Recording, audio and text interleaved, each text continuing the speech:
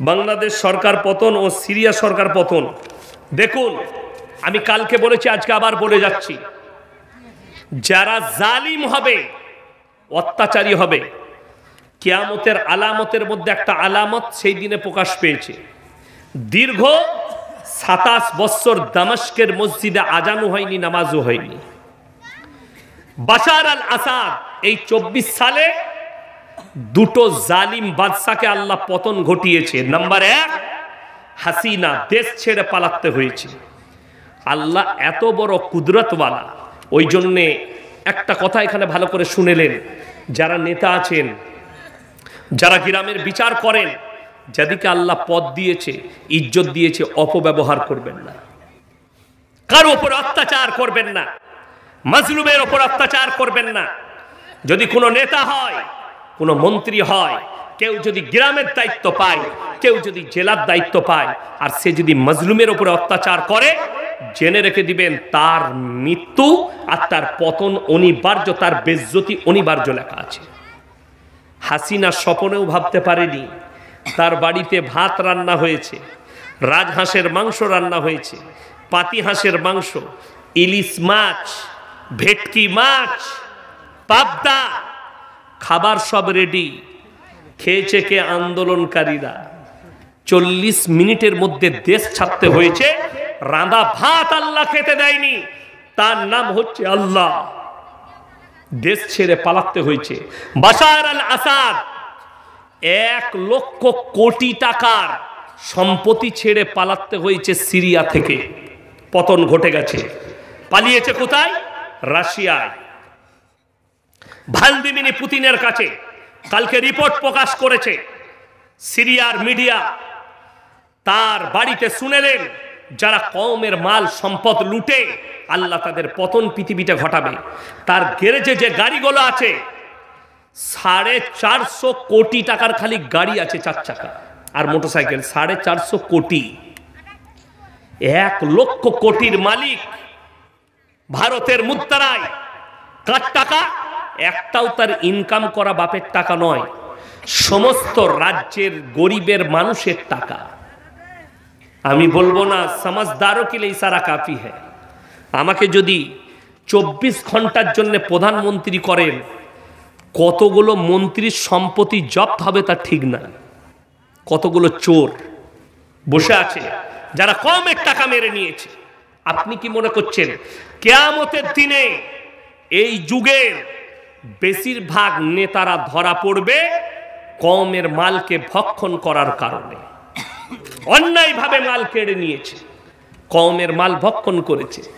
সরকার দিচ্ছে, পানিটা দেন, সরকার দিচ্ছে, বললে ঘর বানাও, গরিবকে 1,40,000। নেতার খবর চলে যাচ্ছে 10,000 পাঠিয়ে দিবি। ঠিক বললাম না ভুল বললাম? কে করে আমি জানি না, কিন্তু জেনে রেখে দিবেন, আল্লাহর কসম করে বলছি, তোমাকে দুনিয়াতেও ভোগ করতে হবে, আর পরকালে ওই এতিম আর গরিবের টাকা তোমাকে ফেরত দিতে হবে। এর বদলা তোমাকে দিতেই হবে। আল্লাহ হেফাজত করুক। বিসমিল্লাহ। ওই জন্যে প্রত্যেকটা মুসলমান ভাই নিয়ত করুন, আমরা হক পথে চলবো। জন্য বলুন ইনশাআল্লাহ। আপনি রাস্তায় যাচ্ছেন, 4টা মুসলিমদের যুবক বিড়ি খাচ্ছে, তাদেরকে নিষেধ করুন, বিড়ি কেন খাচ্ছিস, এগুলো খারাপ জিনিস, খাস না, ইসলামে নিষেধ আছে, খাবি না, আপনি নেকি পাবেন। 4টা মুসলিমদের ছেলে টাস খেলাচ্ছে, রাস্তা দিয়ে আপনি নামাজ পড়তে যাচ্ছেন, আপনি তাদেরকে দাওয়াত দেন, ভাই টাস খেলাচ্ছিস, নামাজের সময় হয়েছে।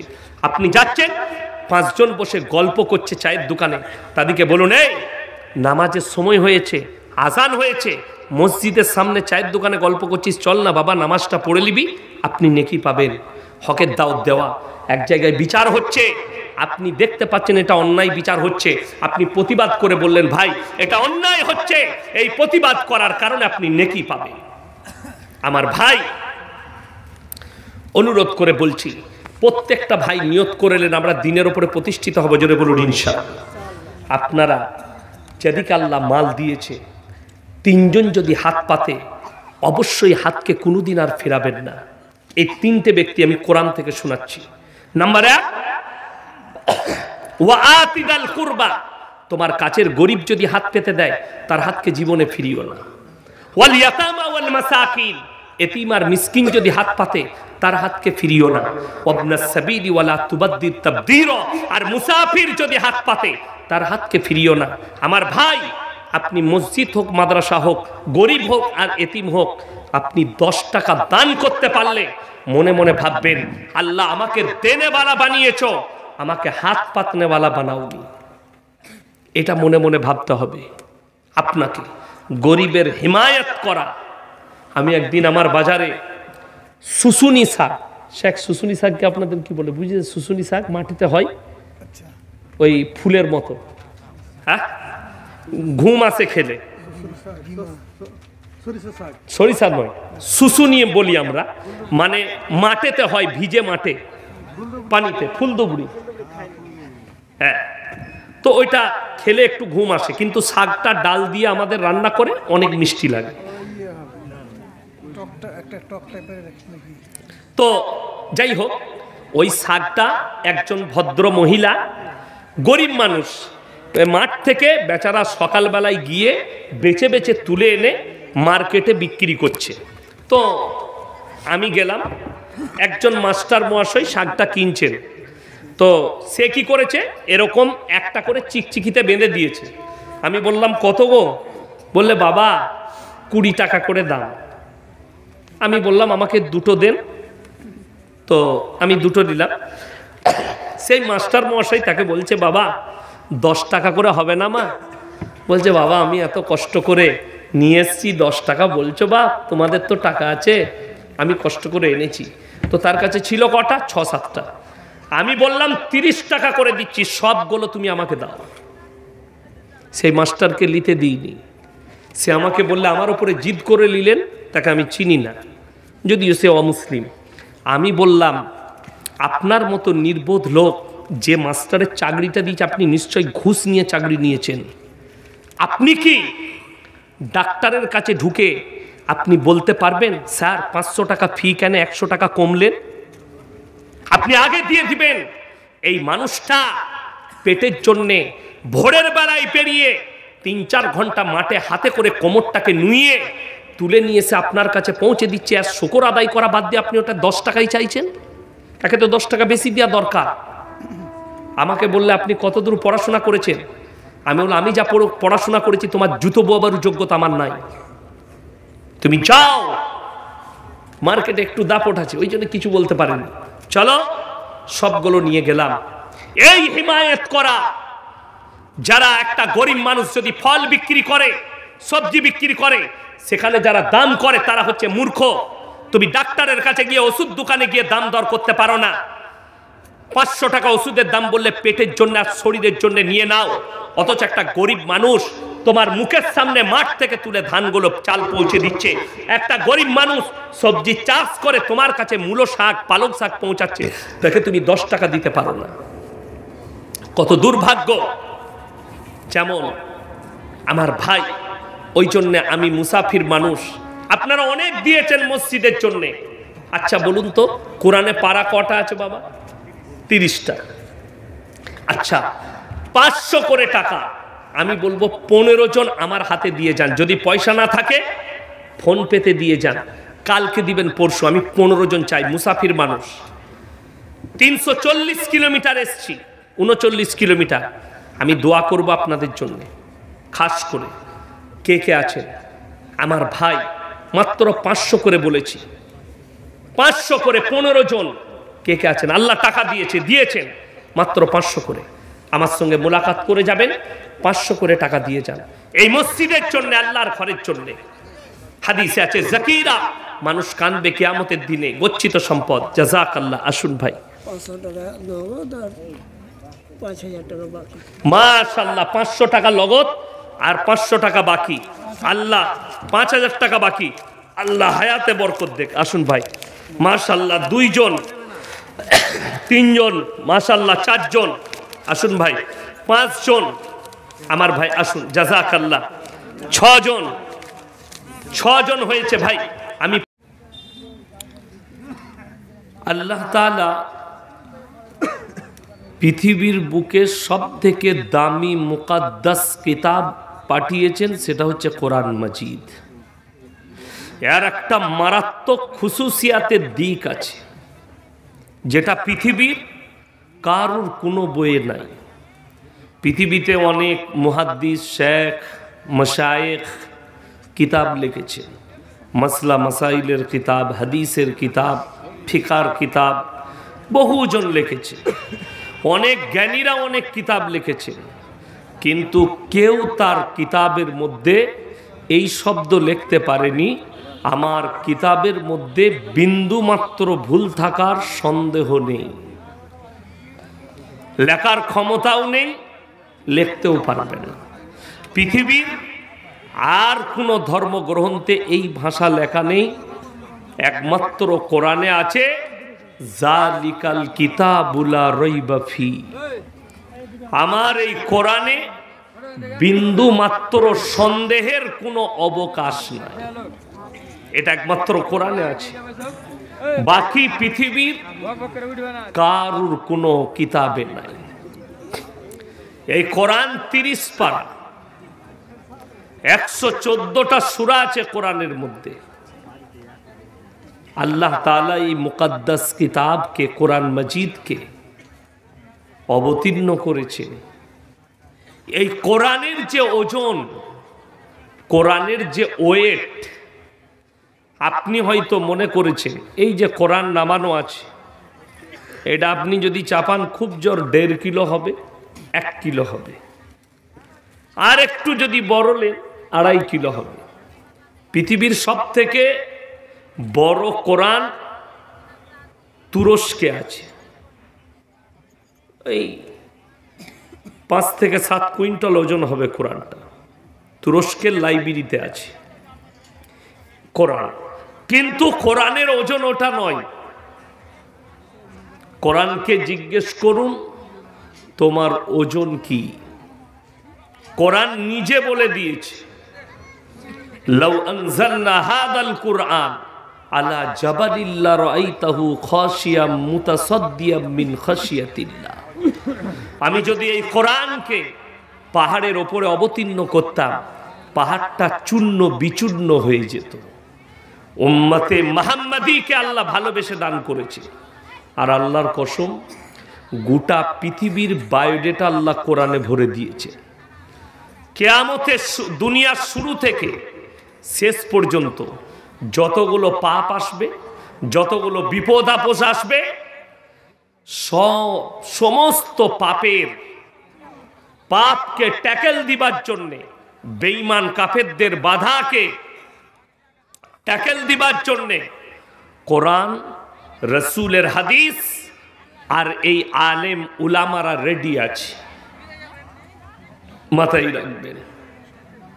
আমি কালকের জলসায় বলেছি মুর্শিদাবাদে যে আমার ভাই একটা চুটি কিতাব বর্ণ পরিচয়, যেটা আজ পর্যন্ত শুনলাম না কোনো স্টুডেন্ট বিনা ভুলে মুখস্থ করে শুনিয়েছে।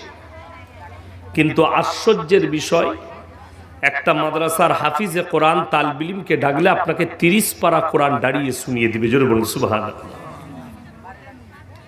আমি যখন গুজরাটে প্রথম পড়তে যাই, আমাদের মধ্যে সব থেকে কমি বাঙালিদের মধ্যে কি আছে?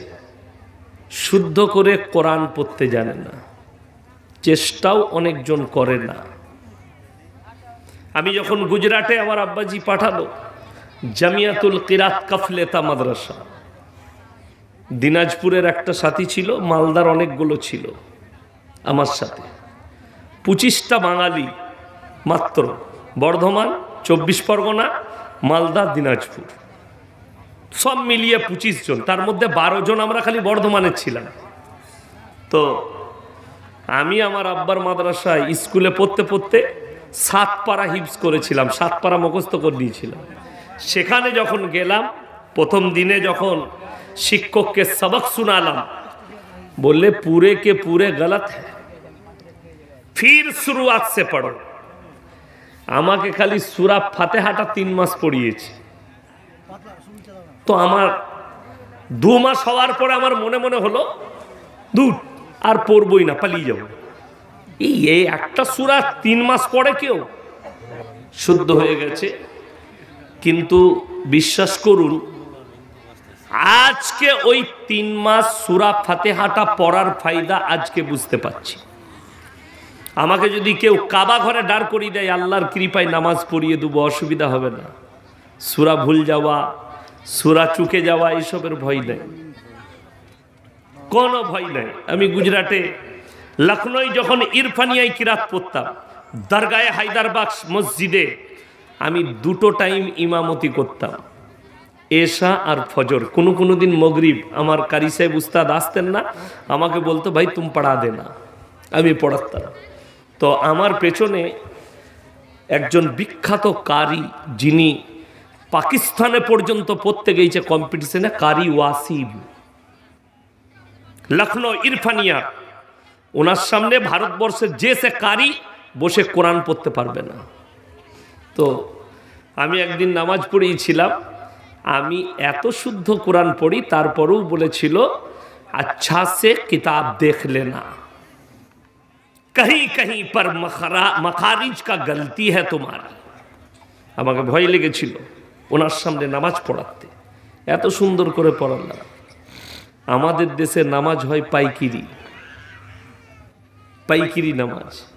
সমাজের অবস্থা বলি, আলেম না চিনার কারণে, ইলম না বুঝার কারণে, ইলমের কদর না জানার কারণে আমাদের দেশের লোক পাইকিরি মুয়াজ্জিন খুঁজে বেড়ায়। আমি একটা জলসাই বলেছি, এরা যদি 10 টাকার মুয়াজ্জিন পায় তা 20 টাকার মালে যাবে না। কথাটা বুঝতে পারেননি? আমাদের সমাজের লোক মুয়াজ্জিন কি, গ্রামের চাচা, বেচারা আর কাজ করতে পারে না, বলে চাচা তুমি তো আর কাজ করতে পারো না, তা আমাদের মসজিদে থাকো, তুমি ঝাড়ু ফাড়ু লাগাবে আর 3 টাইম খানা খাবে, দুপুরে, রাত্রে, সকালে চা বিস্কুট, আর মসজিদে ঝাড়ু লাগাবে, আর 5 ওয়াক্তের নামাজে তুমি আজান দিবে, বেতন দিতে পারবো না। চাচা দেখলে এই বয়সে আমি যাব কোথায়, কাজও করতে পারবো না, এ পেটে ভাতে মালি ঠিক আছে।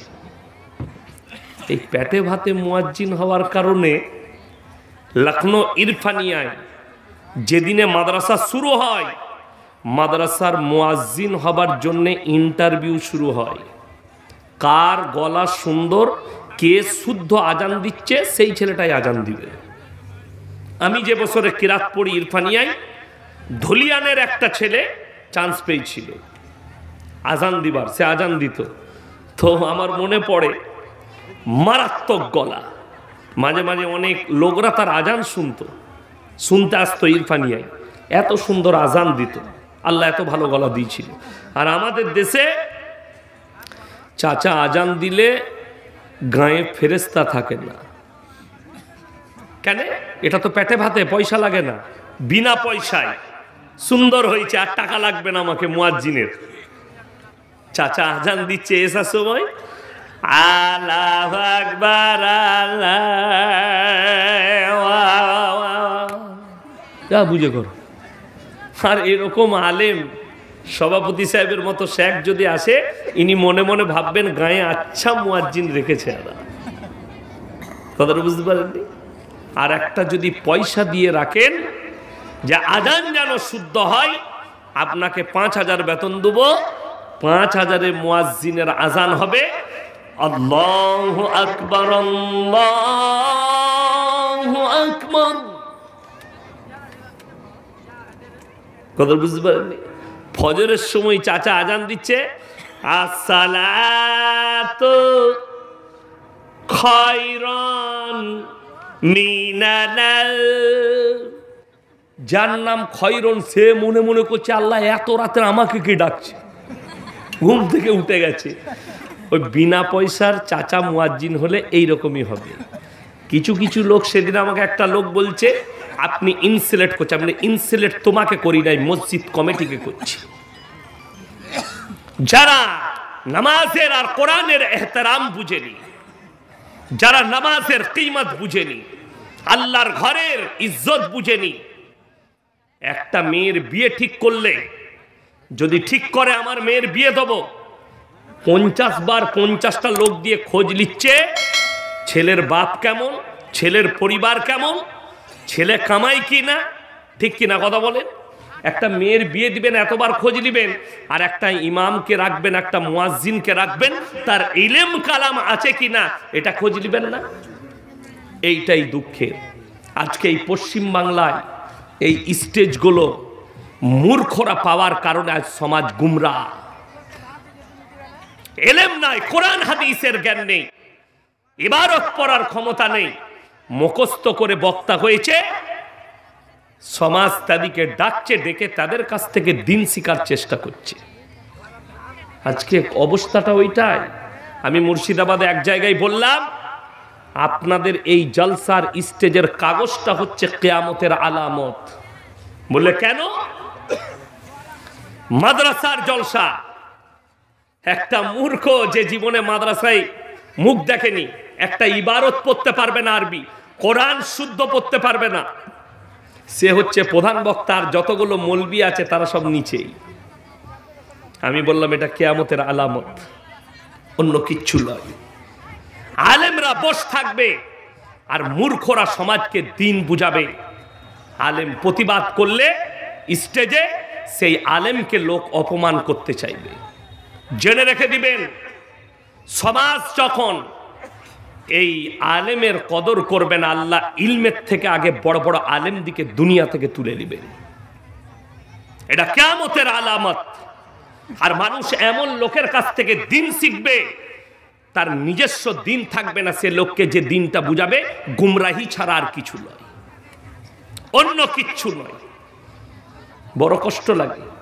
সেদিনে আমি মুর্শিদাবাদে একটা বক্তাকে ধরেছিলাম, স্টেজে চেপে বলে দিলে, ভাই যে মানুষ সিগারেট বিড়ি একবার জীবনে গুটখা খাবে, জীবনে আর কোনোদিন জান্নাতে প্রবেশ করবে না। আমি তাকে গিয়ে ধরলাম স্টেজে। সভাপতি সাহেব আমাকে এসে মসজিদে বলে গেল, মলি সাহেব আমি বললে এলাকার লোক ঝামেলা করবে, আপনি বলুন। আমি গিয়ে ধরলাম, কোথায় পেলে এটা? সে বলছে এগুলো খাওয়া চলবে না। আমার খাওয়া না চললে, একটা মানুষ জীবনে পাপ করেছে না জেনে, ইস্তেগফার করলে আল্লাহ ক্ষমা করবেন না? করবেন না।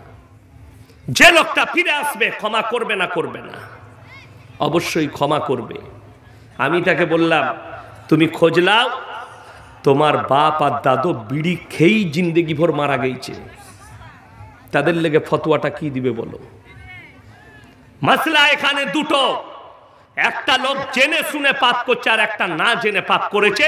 এই লোকটা যে না জেনে পাপ করেছে, সে ইস্তেগফার করলে, সে যদি পাহাড়ের মতো পাপ করে, আল্লাহ ক্ষমা করবেন। এটা কোরআন, সূরা ফুরকান। ইল্লা মান তাবা ওয়া আমানা ওয়া আমিলা আমালান সালিহা ফাউলাইকা ইউবাদদিলুল্লাহু সাইয়্যাতিহিম হাসানাত ওয়া কানাল্লাহু গফুরার রহিমা। যারা তওবা করার মতো তওবা করবে, ইস্তেগফারের মতো ইস্তেগফার করবে, আমি আল্লাহ তার বিগত জীবনের সমস্ত গুনাহগুণ ক্ষমা করে অতটাই নেকি দান করব। আপনি নেকি পেয়ে যাবেন ফিরে এলে। আশ্চর্য লাগে, আমাদের সমাজের লোক নামাজ কেন পড়ে না, রোজা কেন রাখে না, আমাদের মা বোনরা পরিবর্তন নাই কেন? তার কারণ হচ্ছে এই জলসা। যদি বলেন কেন, মারাত্মক কারণ জলসা। আমাদের সমাজে একটা নিয়ম উঠেছে, আমিও মাদ্রাসায় আমি আদায় করি, আমিও জলসায় মানুষের কাছে টাকা চাই, কিন্তু আশ্চর্যের বিষয়, আমরা ভেবেছি জলসায় 10-20 হাজার টাকা দে, আর বক্তা একদম জান্নাতে নিয়ে গিয়ে ঢুকিয়ে রেখে দিয়ে চলে এলো, তাই না? আহারে বান্দারে, কোথায় বসেছিল, তাড়াতাড়ি ছুটে এসে 1000 দিল, এরপর তাকে জান্নাতুল ফিরদৌসে ঢুকিয়ে পালঙ্গে শুইয়ে রেখে দিয়ে চলে এলো। এবার একে জিজ্ঞেস করো, হ্যাঁ আপনি মলি সাহেব, হুজুর আপনি আগে বুঝাতে পারলেন না। রোজগার হবে, দান করবেন মসজিদে হালাল টাকা, আপনি ইনকাম করবেন হালাল, রুজি হবে হালাল, তবে আপনার দোয়া কবুল হবে, তবে আপনি আপনার কামায়ে বরকত পাবেন, নাহলে বরকত পাবেন না। আপনারা তাকিয়ে দেখুন, আমাদের মৌলবীদের কি আছে? কিছুই নাই। মসজিদে 7,000 বেতন, 5,000 বেতন, আর মাদ্রাসায় 10,000 বেতন, তারপরেও আল্লাহ অভাব দেয়নি। আমরা পড়ার জীবনে ডাল আলু ঘ্যাট খেয়ে মানুষ হয়েছে, আজও সেটাই খাচ্ছি। আর আল্লাহ তার বদলায় দস্তরখানে ইজ্জতের রুজি পাঠাচ্ছে। রসুলের হাদিস, আল্লাহর রাস্তায় দিনের পথে যারা থাকবে আল্লাহ মৃত্যুকাল পর্যন্ত ইজ্জতের রুজি দান করবে। আজ আপনি কাকে গালি দেবেন? একটা অমুসলিমকে? আপনার মালদা বর্ডারে চলে যান, বাংলাদেশ বর্ডারে যান, ভারতের সীমান্তে যে মিলিটারিরা চাকরি করছে আপনি অবাক হবেন। ওইখানে আপনার ইমানটাকে ওজন করতে পারবেন। আমাদের ভারতে একটা জাতি আছে নাম পাঞ্জাবি। পাঞ্জাবিরা তাদের ধর্মেতে এতটা অটুট, তারা মিলিটারি চাকরি করে, তারা পুলিশের চাকরি করে, কিন্তু তারা মাথার পাগড়ি খুলে মুখের দাড়ি চাচে। তাদের দাড়িটা যদি সরকার চাচতে চায়, যে যাবে তার গর্দনটা আগে নিয়ে নিবে। আর আপনাকে দেখিয়ে দেবো 100টার মধ্যে 80টা মুসলমান দাড়ি চাচা। কথাটা বলুন, ঠিক বললাম না ভুল বললাম?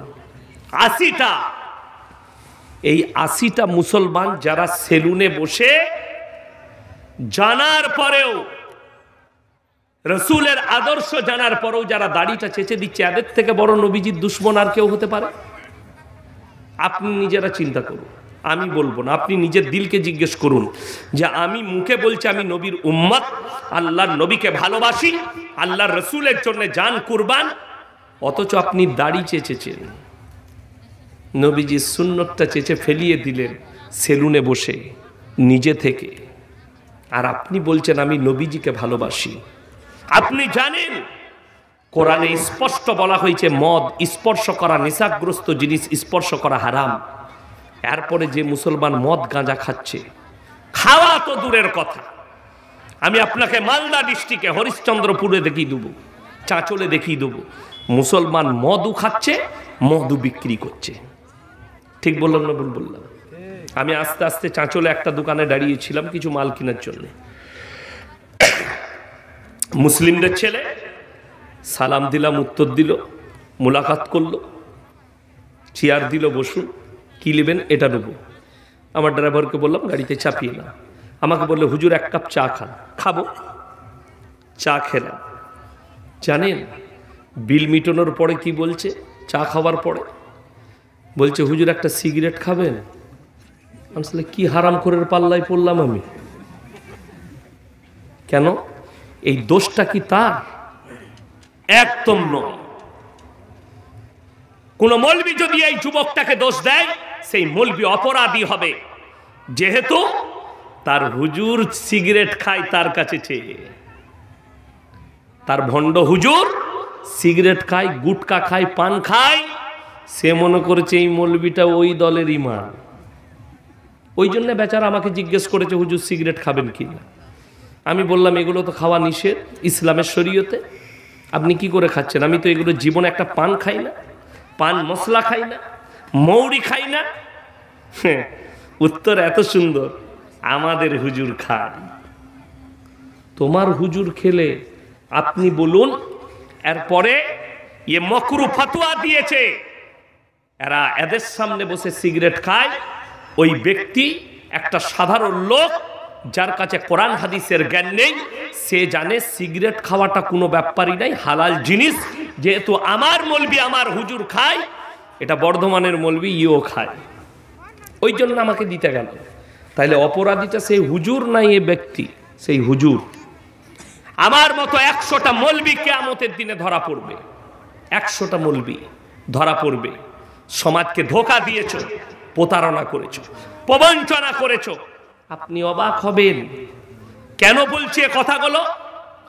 100টা মৌলবি ধরা পড়বে, তার অনেকগুলো কারণ আছে, দিক আছে। আজকে বিভ্রান্তির মধ্যে আছে সমাজ। কারা করেছে? আমাদের মতো মৌলবিরা বিভ্রান্তে ফেলিয়েছি আপনাদিকে। আমাকে এক জায়গায় বলছে কোন মৌলবির কথা লুব, আপনারা এক বলছেন, এরা এক বলছে। আমি বললাম বাজার করতে যাও না, যাও না, সকালে হাট, বলে হাট করি। আমি বললাম কানা বেগুন কিনিস না ভালো? বলে হুজুর কানা বেগুন কেউ কিনে, ভালোটাই কিনবে। মাছের পেটটা টিপে দেখে নাও, টমাটোরটা দেখে নাও পচা কিনা।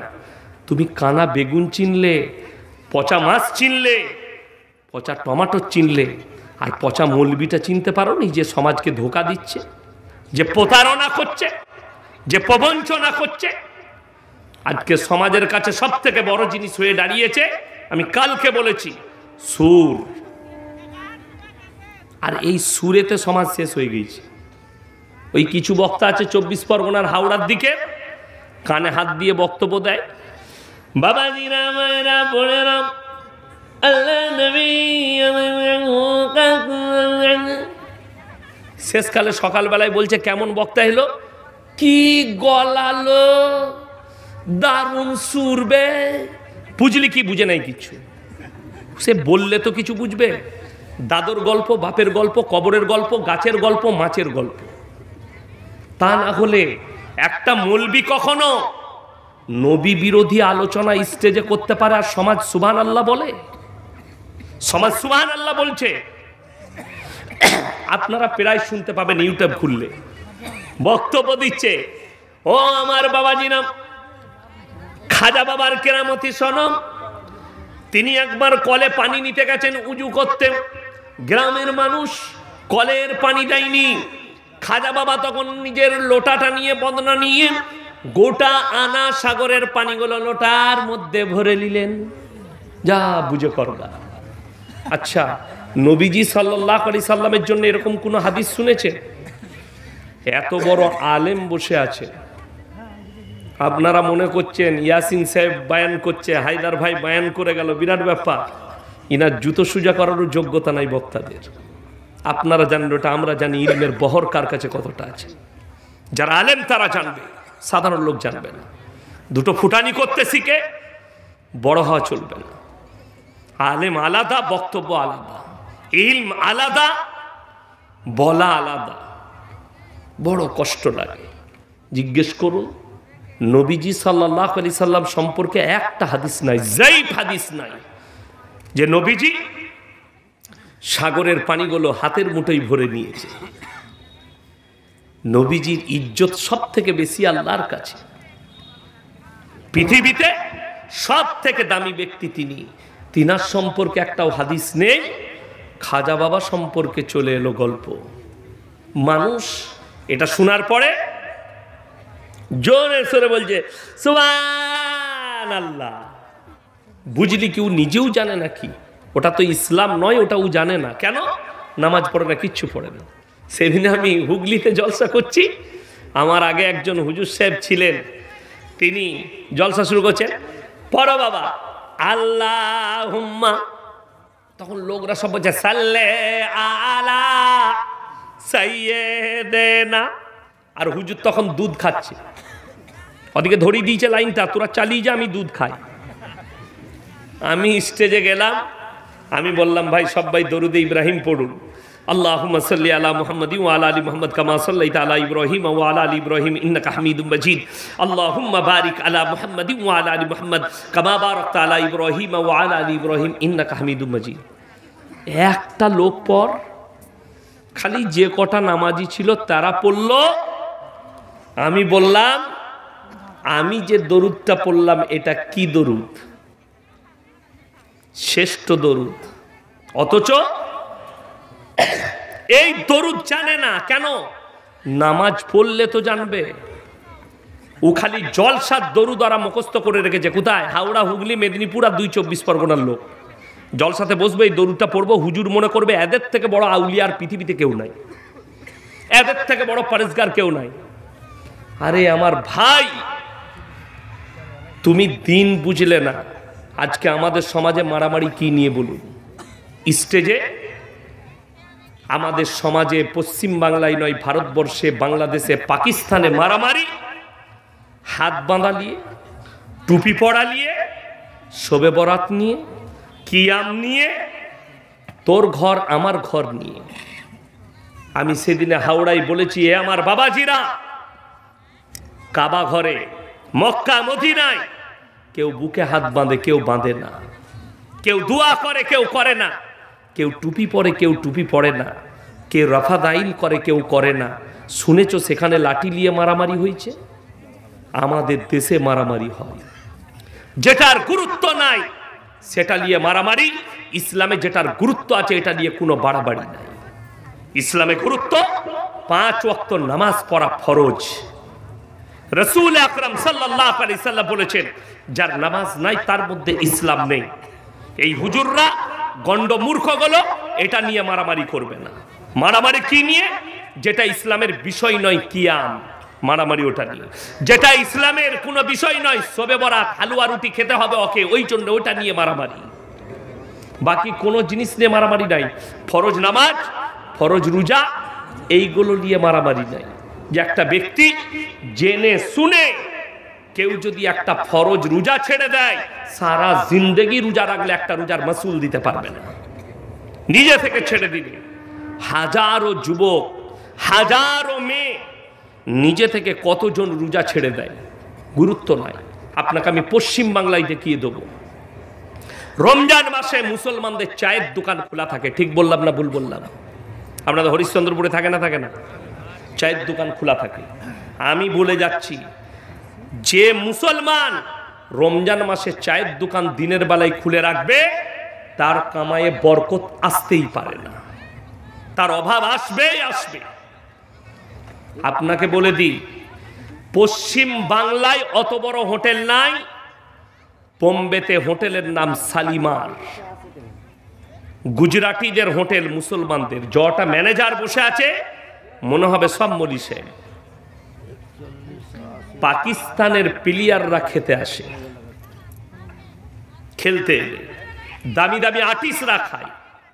রমজান মাসে সেই হোটেলটা ইফতারিতে শুরু হয়, সাহরিতে বন্ধ হয়ে যায়। পার ডে 7 থেকে 10 লক্ষ টাকা বিক্রি হয় সেই হোটেলটাই। যে কোনো সময়ে যাবেন, আপনাকে ওয়েটিংয়ে দাঁড়াতে হবে। হোটেলটা রাত 2টো পর্যন্ত খোলা থাকে। মাহমুদ আলী রোড, যেটা প্রপার মুম্বাই, 1টা-2টো পর্যন্ত হোটেল খোলা থাকে। যখন যাবেন আপনাকে ওয়েটিং করতে হবে, ওয়েটিং রুমে বসতে হবে।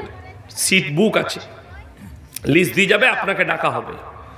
সেই রকম হোটেল যারা 10-20 লাখ টাকা প্রত্যেক দিন ইনকাম করছে, রমজান মাসে আল্লাহকে ভয় করে ইফতারিতে শুরু করে সাহরিতে বন্ধ করে দেয়। সারাদিন হোটেল বন্ধ।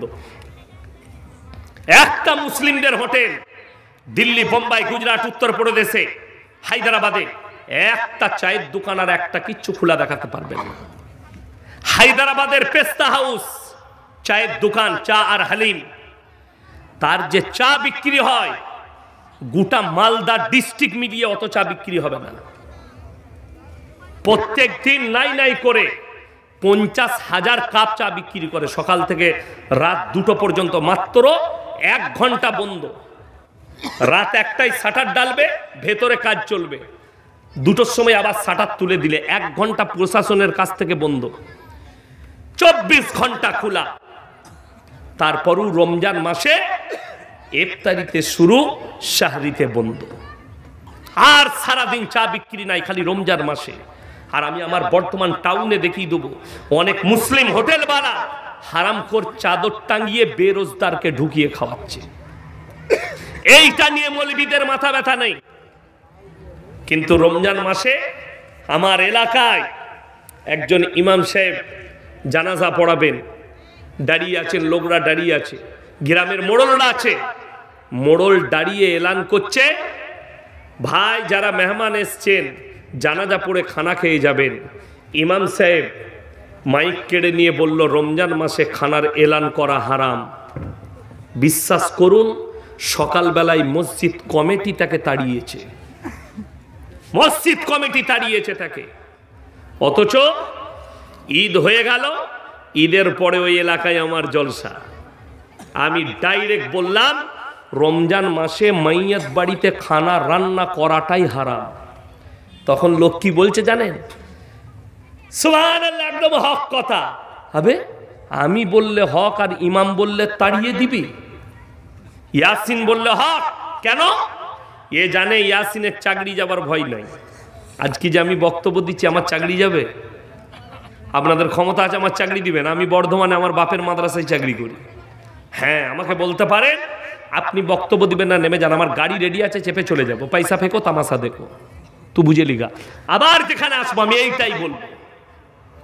আজকে এইটা নিয়ে কারো মাথা ব্যথা নেই, বড় কষ্ট লাগে।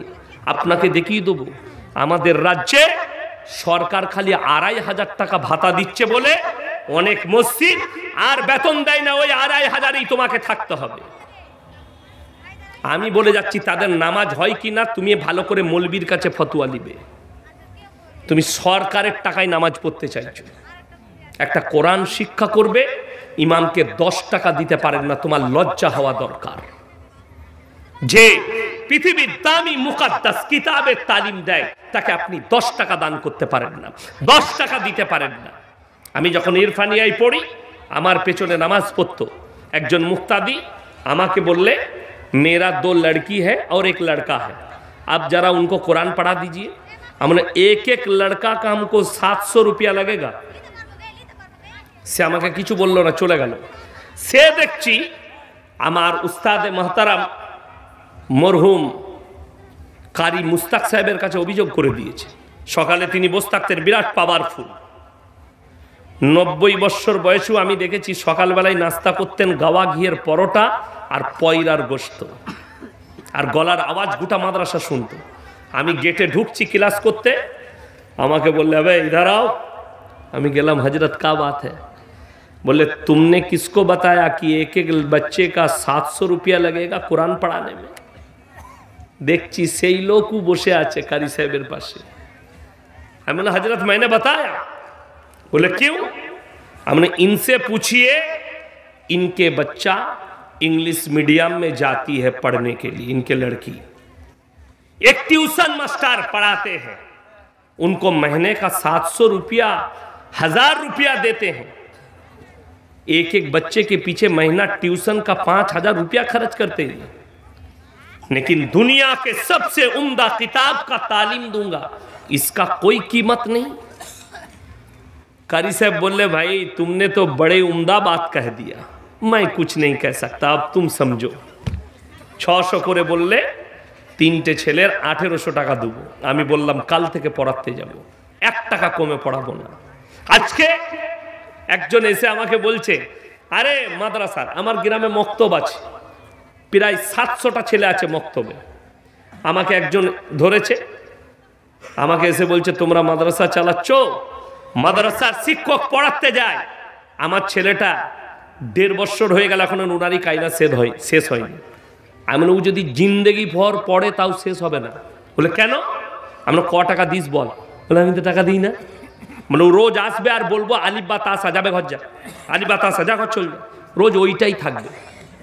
আর তুই যদি ইমামকে যে পড়াচ্ছে তাকে যদি বলিস আমার ছেলেটাকে 3 মাসে কোরআন শরীফ ধরিয়ে দেন, আপনাকে মাসে 200 করে টাকা দেবো, আমি চ্যালেঞ্জ দিলাম তোর ছেলে 1.5 মাসে কোরআন ধরবে।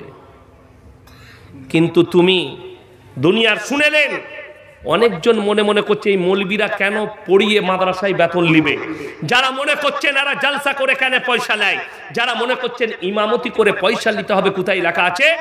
আমি তাকে বলবো তুমি বার করে নিয়ে এসো, মসজিদ তৈরি করার পরে মৌলবীদিকে ইমাম রেখে নামাজ পড়াতে হবে, এটা হাদিসে কোথায় আছে দেখাও। নবীজি কোথায় বলে গেছে যে মৌলবীদিকে ইমাম রাখবি দিয়ে নামাজ পড়বি? দেখাও। যেইখানে দেখাবে সেইখানে আমি দেখিয়ে দেবো, বেতন নিয়ে যাবে। আমিরুল মুমিনিন হযরতে উমর ফারুক রাদিয়াল্লাহু তাআলা আনহু যেদিন আমিরুল মুমিনিন হলেন, নিজের ব্যবসার মালগুলো নিয়ে বেরিয়ে যাচ্ছেন, সাহাবীরা বললেন হে আমিরুল মুমিনিন, আপনি ব্যবসায় চলে গেলে আমাদেরকে দিন শিক্ষা কে দিবে? তিনি বললেন, সাহাবীরা বললেন হে আমিরুল মুমিনিন, তোমার ব্যবসা করলে সংসার চলে, আপনি ব্যবসা বন্ধ করুন, আমরা বাইতুল মাল থেকে আপনাকে বেতন দেব। আমাকে একজন দেখালো দিল্লি মার্কাজের কোনো জিম্মেদার হবে, জানি না, তবলিগের মুবাল্লিগ, তিনি বলেছেন मदरसा में पढ़ा कर पैसा लेना और बेश्या खाना में কাম করনা দোনো বরাবর है জোরে বলুন নাউজুবিল্লাহ। এত বড় উক্তি দিয়েছে, আমি দেখলাম ভিডিও। তিনি বলছেন ফতোয়া দিচ্ছেন, অথচ তার ফতোয়া দিবার অধিকার নাই। मोबाइल में कुरान रखना, तुम अपने दिल से फतवा लो, अगर दिल से फतवा कोई लेगा समझ लेना। যারা বলছে নিজের মনের সঙ্গে ফতোয়া লাও, এটা যদি শরীয়ত হতো মানুষের কাছে মদটা তাহলে হালাল হয়ে যাবে তার দিলের কাছে ফতোয়া নিলে। আপনি ফতোয়া দিতে পারেন না, ফতোয়া মৌলবীর কাছে নিতে হবে, আলেমের কাছে নিতে হবে, ফতোয়া আপনি দিতে পারেন না। তার কারণ কি জানেন? আমি একবার আমার গ্রামে একটা ছাগল অ্যাক্সিডেন্ট হয়েছে। ছাগল অ্যাক্সিডেন্টের পরে পাড়ার লোক সেটাকে জবাই করেছে, রক্ত গড়িয়ে গেছে। ছাগলটা কিন্তু লড়েনি। মাদ্রাসায় এসছে, এসে একজন মৌলভী সাহেবকে জিজ্ঞেস করছে যে ভাই ছাগলটা জবাই করেছি, রক্ত গড়িয়ে গেছে, আমি শুনছি দূর থেকে, ছাগলটা খাওয়া যাবে না যাবে না? সে বলছে কিতাব দেখে বলবো। আমি বললাম আপনার কিতাব দেখতে যদি কাল পর্যন্ত সময় রাখে তো ওটাকে ফ্রিজে ভরে রাখবে? কথাটা বুঝতে পারেননি? আমি তাকে বললাম শোনো, এইখানে মশলাটা শুনেলেন, আলেমের কত প্রয়োজন। এই যিনারা আলেম আছেন, মৌলবি আছেন, তারা বলবেন না। আপনারা কি বলছেন ওই ছাগলটা আর খাওয়া যাবে? কথা বলে না, এই খাওয়া যাবে না। এই জন্যই স্টেজে আমরা, তোমরা নিচে শুনেলেন মশলাটা। ছাগল মানুষ যখন অ্যাক্সিডেন্ট হয় তখন বেহুশ হয়ে গেলেও মারা যায় না।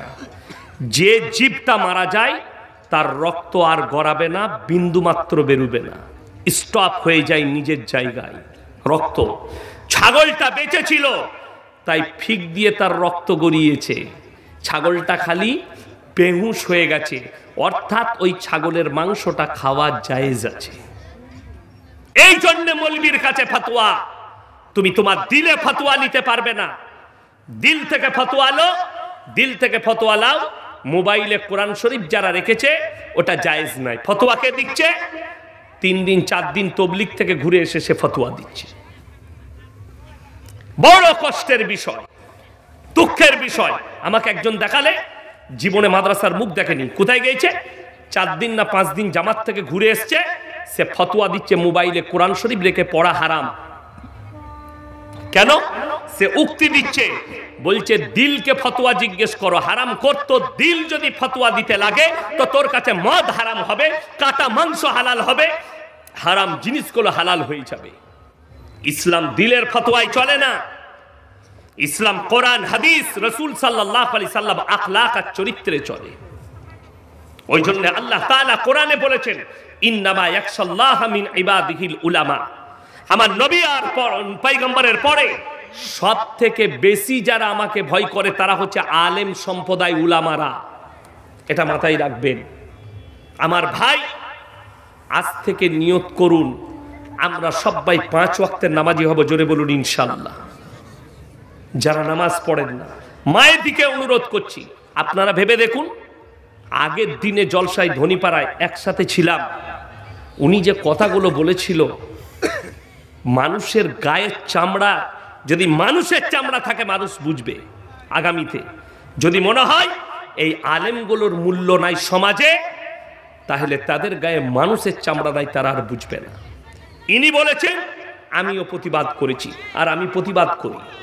একটা জলসা হচ্ছে দিনের কাজ, আলেমরা দোয়া করবে, দোয়া নিবেন, দোয়া দিবেন, কোরআন আর হাদিসের আলোচনা হবে, অথচ সেখানে দেহ ব্যবসার আড্ডাখানা খুলে দেওয়া হচ্ছে, মেলা বসানো হচ্ছে। আজকে গোটা মালদা, মুর্শিদাবাদ, দিনাজপুর এবং নদিয়া, 24 পরগনা, হাওড়া এমন একটা ফ্যাশন এলো, জলসা করলেই জলসাতে মেলা এবং মেলাতে ছেলে মেয়ে সব এক কাছে। ওই ছেলে মেয়েগুলো কেউ অমুসলিম নয়, আপনার আমার ঘরের ছেলে মেয়েরা রাস্তার উপরে। আর আলেমরা প্রতিবাদ করলে এদিকে আর দাওয়াত দাও না, এই সভাপতি রাখা যাবে না। প্রতিবাদ করেছি। এই মালদা ডিস্ট্রিক্টে হরিশ্চন্দ্রপুর থানায় একটা মাদ্রাসার জলসায় এসেছিলাম গত বছরে, বড় মাদ্রাসা। এত বড় মেলা বসিয়েছে যে 500 মিটার গাড়িটা যেতে আমার 40 মিনিট সময় লেগেছিল। 40 মিনিট। আমি গিয়ে কমিটিকে বললাম, কমিটি 3 জন বললে 70 জন কমিটি আছে, 3 জন আছে মেলার বিপক্ষে আর 67 জন মেলার পক্ষে। আমি বললাম, শোনো, এই কমিটির দ্বারা মাদ্রাসা পরিচালনা করা হারাম। যারা হারাম কাজের পক্ষে থাকবে তারা কি করে মাদ্রাসা পরিচালনা করতে পারে? কষ্টটা ওইখানে। কিয়ামতের আলামতের মধ্যে একটা মারাত্মক আলামত শুনেলেন। এই মসজিদগুলো আজকে দেখছেন, কিয়ামতের পূর্বে এই মসজিদগুলো নেতৃত্ব দিবে সুদখোর আর হারামখোররা। এটা লিখেলেন, আমি মরে যেতে পারি, আমার কথাটা লাকিরের মতো ইউটিউব আর ফেসবুকে ভাসবে। কিয়ামতের আলামতের মধ্যে মারাত্মক আলামত। শিক্ষিতরা বসে থাকবে, অশিক্ষিতরা দেশ চালাবে, এটা কিয়ামতের আলামত। মূর্খরা দেশ চালাবে। আপনি অবাক হবেন, এক একটা দেশে এইভাবেই চলছে। কিয়ামতের আলামতগুলো প্রকাশ পাচ্ছে, অথচ আপনার পরিবর্তন নাই জীবনের। যা আমার জীবনের পরিবর্তন কি করে হতে পারে? আমার রাস্তাটা যেন জান্নাতের ক্লিয়ার হয়।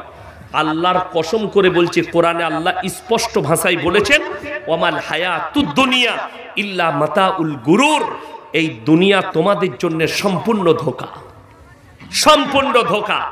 আপনি আজকে মারা যাবেন, কালকে সকালে আপনার 2 দিন হয়ে যাবে। কবর হচ্ছে আপনার জায়গা। দুনিয়ার পরে এই দুনিয়া কিছুক্ষণের জন্যে। পৃথিবীর একটা মানুষও চিন্তা করে না আমার মৃত্যু আছে, কিন্তু একটা মানুষও আর দুনিয়াতে থাকবে না একদিন। মৃত্যু এসছে, আমার বাপ দাদুরা চলে গেছে, আমার পূর্বপুরুষরা চলে গেছে, আমরাও যাব। আজ আর কাল, পরে আর আগে, চলে যেতেই হবে। এই মৃত্যুটাকে স্মরণ করুন আমার ভাই। মৃত্যু এমন একটা দিক, পৃথিবীর যতগুলো ধর্মের মানুষ আছে সবাই একে অপরকে অস্বীকার করবে, আল্লাহর কসম মৃত্যুকে কেউ অস্বীকার করতে পারবে না। মৃত্যু যে অনিবার্য এটা আপনাকে বিশ্বাস করতে হবে মাথা নত করে। আপনার কাছে পৌঁছাবে, আপনার স্ত্রী, আপনার সন্তান, আপনি সব পৌঁছাবে। কোরআনে কি আছে? ওয়ান্নাজিয়াতি গরকাম ওয়ান্নাশিতাতি নাশতা। হে আমার নবী, পৃথিবীর মানুষকে বলো, গরকা মানে হচ্ছে ডুব মারা, ওয়ান্নাজিয়াতি গরকা। আমার ফেরেশতাদিকে যখন হুকুম দিই তোমার জান কবজের জন্যে, তোমার শরীরে আমার ফেরেশতারা ডুব মারে, ডুব মেরে তাদের আত্মাকে হরণ করে নিয়ে আসে। ওয়ান্নাজিয়াতি গরকা। কসম ওই ফেরেশতার যারা দ্রুত গতিতে তোমাদের কাছে পৌঁছায় আর তোমাদের রূহকে কবজ করে নিয়ে আসে আমার হুকুমে। ওয়ান্নাশিতাতি নাশতা। আরো আমি কসম খাচ্ছি, ওই ফেরেশতা যারা দ্রুত গতিতে তোমাদিকে কবরে শোয়ানোর পরে যখন তোমার আত্মীয়রা ফিরে যায়, আমার হুকুমে ওই ফেরেশতারা দ্রুত গতিতে পৌঁছায় এবং তোমাদের বাঁধনগুলো খুলে দেয়। আপনি কোরআনের উপরে বিশ্বাস রাখুন যে কবর আপনার অনিবার্য, কিয়ামতের ময়দান আপনার অনিবার্য। আমার ভাই, মারাত্মক দিক মৃত্যুটা। কেউ পৃথিবীর অস্বীকার করেনি, রাজা, বাদশা, পণ্ডিত, আমি আপনি, সে তিনি, সকলে চলে গেছে। আল্লাহর হাবিব সাল্লাল্লাহু আলাইহি সাল্লাম যখন খবর হলো নবীজি দুনিয়া ছেড়েছেন, সাহাবীরা কাঁদছেন বাচ্চা ছেলের মতো। হযরতে উমরে ফারুক রাদিয়াল্লাহু তাআলা আনহু বললেন, কেউ যদি বলো নবীজি দুনিয়া ছেড়েছে, তাকে আমি টুকরো টুকরো করে দেব। হযরতে আবু বকর সিদ্দিক রাদিয়াল্লাহু তাআলা আনহু বুকে জড়িয়ে বললেন, হে উমর, তুমি যদি বলো নবীজি দুনিয়া ছাড়েনি, কোরআনকে মিথ্যা বলা হবে। কুল্লু নাফসিন যায়কাতুল মাউত।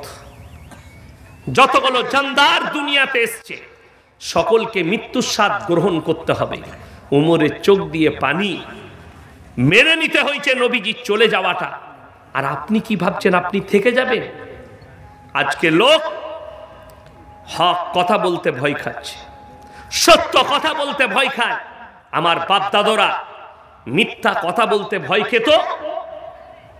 কিসের জন্যে? খালি গুনাহ হবে, পাপ হবে বলে। আজকে লোক তো সত্য কথা বলতে ভয় খাচ্ছে, কলারটা কেউ টিপে ধরবে বলে। কিন্তু মুসলমানের আকীদা হওয়া দরকার, বিশ্বাস হওয়া দরকার, হকের জিত আছে, না হকের জিত নেই। হক প্রতিষ্ঠিত হবে, না হক কোনোদিন প্রতিষ্ঠিত হবে না। তার দুটো জিনিস শোনাবো, একটা কোরআন, একটা হচ্ছে আরবি কিতাবের একটা গল্প। গল্প বললাম, এটা কোনো হাদিস কুরআন নয়, আরবি কিতাবে গল্পটা এসছে। এটার মধ্যে শিক্ষা আছে যে হকের জিত হয়, না হকের জিত হয় না। একজন বাদশা ৮০ বছর বয়স হয়ে গেছে, বৃদ্ধ, কিন্তু তিনি ইমানদার বাদশা, হকের ওপরে টিকে থাকা বাদশা। তিনি মনে মনে চিন্তা করলেন, আমার ৮০ বছর বয়স হয়ে গেছে, আমি যদি কালকে মারা যাই, আমার এই রাজত্বতে যদি কোনো বেঈমান রাজা চলে আসে, আমার প্রজারা কষ্ট পাবে। তাই আমি বেঁচে থাকতে থাকতে একজন ইমানদার বাদশা নিযুক্ত করে যেতে হবে। এরপরে বাদশা এলান করলেন, হে আমার রাজ্যের যত ২৫ থেকে ৩০ বছরের যুবক আছো, সবাই আমার রাজ দরবারে অমুক তারিখে হাজিরি দাও। সবাই রাজ দরবারে হাজির। বাদশা ৩টে বেটা, সেই ৩ জন মনে মনে ভাবছে, আব্বা যখন রাজ্যের এতগুলো যুবককে ডেকেছে, তাদের সামনে আমাদের ৩ ভাইয়ের মধ্যে একজনকে বাদশা ঘোষণা করবে। সমস্ত যুবক হাজির। এরপরে বাদশা বললে, হে আমার ৩ জন সন্তান, তোমরাও লাইনে দাঁড়িয়ে যাও। তারা অবাক, লাইনে দাঁড়িয়ে গেল। এরপরে বাদশা এলান করলেন, হে আমার রাজ্যের যুবকেরা শোনো, তোমাদের কাছে আমি ১ বছর ধরে একটা পরীক্ষা নেব। পরীক্ষা হচ্ছে, একটা করে ফলের বীজ দেব, যার গাছটা ১ বছর পরে সব থেকে সুন্দর হবে, তাকে আমি রাজত্ব দান করব। তিনার প্রজাকে বললেন, এই আমার কামরা থেকে বীজের বস্তাটা নিয়ে এসে ঢেলে দাও। ফলের বীজগুলো ঢেলে দিলেন, তোমরা একটা করে নিয়ে নাও। সব যুবক একটা করে বীজ কুড়িয়ে নিয়েছে। লাস্টে একটা পড়ে আছে। একজন ইমানদার ছেলে, তার নাম মাহমুদ, বুড়ি মায়ের সঙ্গে ঝুপড়ি বাড়িতে বাস করে, লোকের বাগানে কাজ করে, খেজুরের বাগানে। সে তখন এসে লাস্টের বীজটা কুড়িয়েছে, বাড়ি গেছে। মা, বাদশা বলেছে যার গাছটা ১ বছর পরে সব থেকে সুন্দর হবে, তাকে রাজত্ব দান করবে। যেভাবে টবে গাছ লাগায়, বীজ রোপণ করেছে, পানি প্রত্যেক দিন দিচ্ছে। ৩ মাস হয়ে গেল। গোটা রাজ্যের যত যুবক আছে, সব বাড়ির টবে গাছ বেরিয়েছে, কিন্তু মাহমুদের টবেতে কোনো গাছ বের হয়নি। মাহমুদ নামাজ পড়ে আল্লাহকে বলছেন, আল্লাহ, আমি হকের ওপরে আছি, ইমানদার, আমার টবে কেন গাছ বের হয়নি? আল্লাহ তুমি বার করে দাও। আল্লাহর ওপরে বিশ্বাস, হকের ওপরে টিকে। ৬ মাস হয়ে গেল, ৯ মাস হয়ে গেল, এমনকি ১২টা মাস কেটে গেল, কিন্তু মাহমুদের টবেতে কোনো গাছ বের হয়নি। এরপরে বাদশা এলান করলেন, হে আমার রাজ্যের যুবকেরা শোনো, অমুক তারিখে তোমরা সবাই সকালে নিজের নিজের গাছ নিয়ে আমার রাজ দরবারে হাজিরি দাও। সমস্ত যুবক নিজের নিজের গাছ নিয়ে ফজরের পরে গোসল করে সব বেরিয়েছে রাজ দরবারে। ফজরের নামাজ পড়ে মাহমুদ মন মারা হয়ে বাড়িতে বসে আছে। মা বললে, বাবা, তোমার মন এত খারাপ? মা, বাদশা আজকে যেতে বলেছে, সকলকে গাছ নিয়ে, আমার টবেতে কোনো গাছ নেই, আমি কি নিয়ে যাব? তিনার বুড়ি মা বললেন, বাবা মাহমুদ, তুমি হকের ওপরে টিকে আছো, তুমি এই খালি টব নিয়ে চলে যাও। মাকে বললে, মা, আমাকে পাগল বলবে লোকে। বলে, আমি বলছি নিয়ে যাও। মাহমুদ গোসল করে সিলাই করা যে জামাই ছিল, জামা পরে চলে গেল টবটা নিয়ে, খালি টব। একবারই পেছনে দাঁড়িয়েছে। সব যুবকরা যখন দেখেছে এই ছেলেটার টবে কোনো গাছ নেই, সবাই হাসছে, পাগল বলছে। পাগল বলবে না? বলবে না। সবারই টবে গাছ, তার টবে গাছ নেই, সবাই হাসছে। বাদশা এলো, সিংহাসনে স্টেজে চলে এলো। বাদশা সিংহাসন রেডি, বাদশাহ সমস্ত গাছগুলো পরিদর্শন করলেন। এরপরে বাদশাহ এলান করলেন, হে আমার রাজ্যের যুবকরা শোনো, তোমাদের মধ্যে একদম পেছনে একজন যুবক আছো যার টবেতে কোনো গাছ নেই। তোমার নাম কি? বললে আমার নাম হচ্ছে মাহমুদ। তুমি তোমার ওই খালি টব নিয়ে আমার রাজ দরবারের সিংহাসনের